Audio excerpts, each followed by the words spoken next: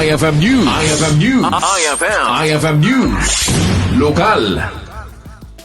Balligi na Naangay, ti groundbreaking ceremony ti Kabbaro a PNP station iti initi San Nicolas, a masarakan iti barangay 22 San Guillermo San Nicolas, at dati a landfill.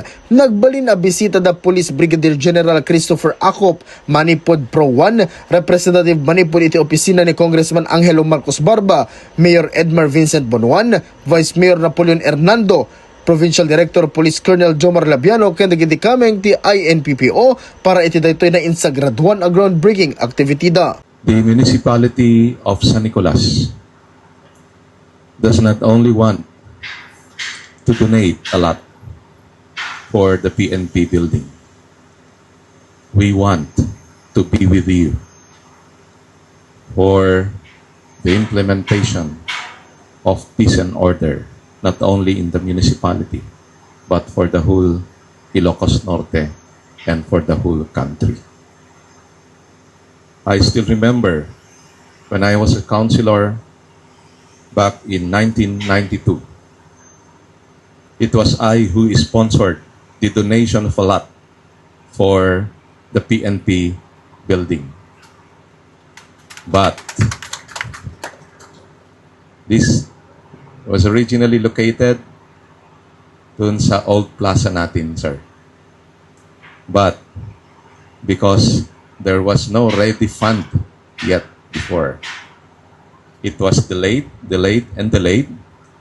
up to the time that the National Historical Commission declared that our Old Town Plaza is a cultural heritage zone. So nawala po yun. Now, we have a PNP building. The lot was donated by a private company. The building was sourced from local funds during the time of Mayor Dr. Valdez. But it is not within the standards of PNP buildings. Now, when I received the news that the PNP San Nicolas is always failing because we do not own, or the PNP does not have an independent building, I asked our chief of police, what is the problem? And he said, we need a lot in order for us to erect, for the PNP to erect a standard PNP building. I did not make second thoughts. I knew that this place was the right place.